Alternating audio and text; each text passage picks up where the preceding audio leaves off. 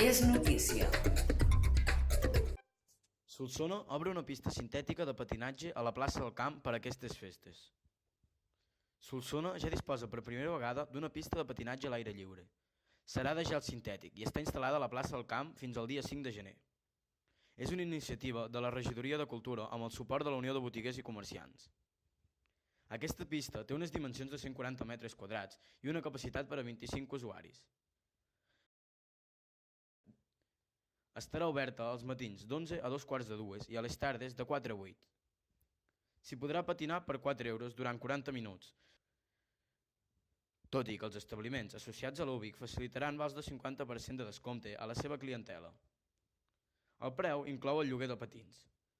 Els més petits, a partir de 3 anys, hauran d'anar acompanyats d'un adult.